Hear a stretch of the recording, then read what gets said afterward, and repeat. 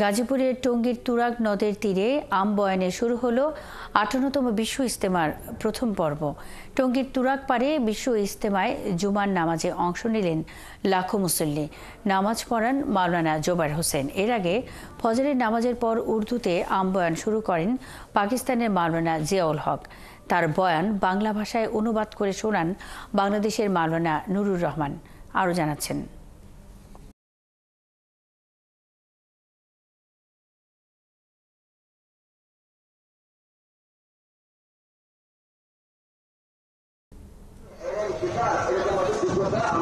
গাজীপুরের টঙ্গীর তুরাগ নদের তীরে আম বয়ানে শুরু হলো ৫৮তম বিশ্ব ইজতেমার প্রথম পর্ব।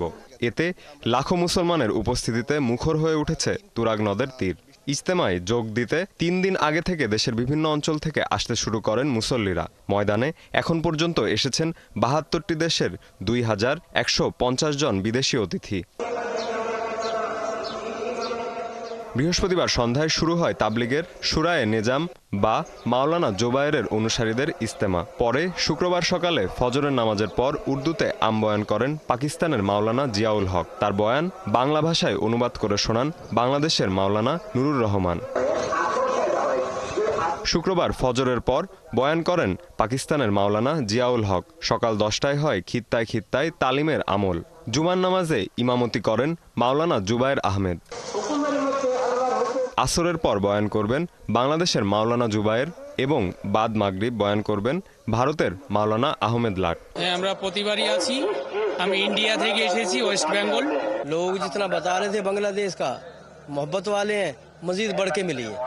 अल्लाह ताला की ज़ात जो इंसान दीन की निस्बत मिलाएगा हर चीज को।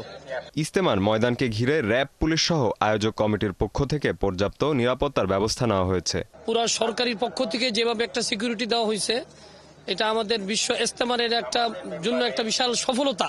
এবার ৩ ধাপে হতে যাওয়া বিশ্ব ইজতেমার প্রথম পর্বের প্রথম অংশ শেষ হবে আগামী ২রা ফেব্রুয়ারি। মির্জা ইমতিয়াজ, ৭১, টঙ্গী, গাজীপুর।